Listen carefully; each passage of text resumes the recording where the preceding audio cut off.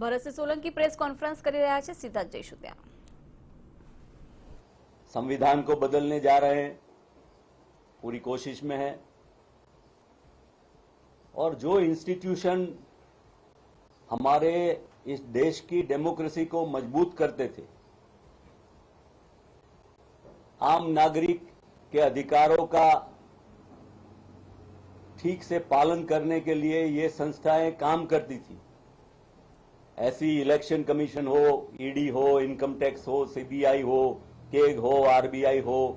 NSS हो, IB हो, governors हो, उन सभी संस्थाओं को ये भारतीय जनता पार्टी की सरकार ने खत्म कर दिया है। और जिस तरह से वो डेमोक्रेसी को खत्म करना चाहते हैं, आज मैंने आप सबको पूरे देश में ये मैसेज देने के लिए बुलाया है कि ये देश में भारतीय जनता पार्टी, अभी 5 राज्यों के चुनाव हैं, जिस तरह से राज्यसभा में तोड़ मरोड़ कर, साम दाम दंड भेद करके भारतीय जनता पार्टी अपना बहुमत और 2/3 बहुमत लाके राज्यसभा में, फिर लोकसभा और राज्यसभा को मिलाकर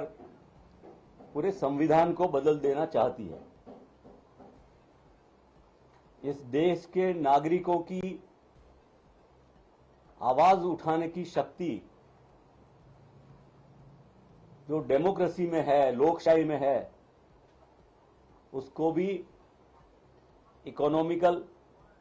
और सोशल दबाव से खत्म करके वो आवाज को दबा देके खत्म करने के लिए भारतीय जनता पार्टी काम कर रही है। तो हमारे कुछ सीनियर लीडर्स जो अभी जम्मू कश्मीर में मिले थे, बड़े सीनियर लीडर्स हैं, उन्होंने कांग्रेस में ग्रास रूट से लेके बड़ी अच्छी पोजीशनों तक काम किया है और उनका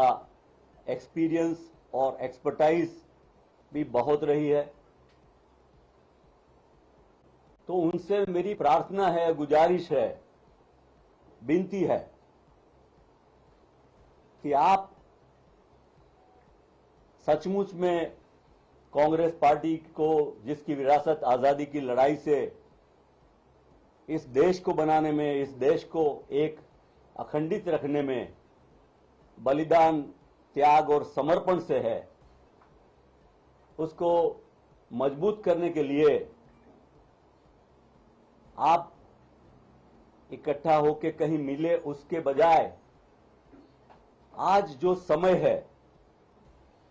आसाम में चुनाव है, वेस्ट बंगाल में है, तमिलनाडु में है, केरला में है, पौंडीचेरी में है, तो आप वहां जाके कांग्रेस और उसके अलायंस,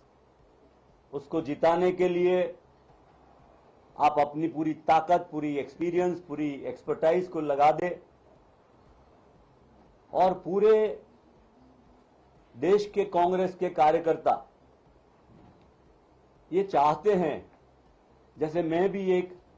कार्यकर्ता की हैसियत से आपसे ये प्रार्थना और विनती करता हूं कि जो काम हमारे नेता राहुल जी, हमारे नेता प्रियंका जी कर रहे हैं,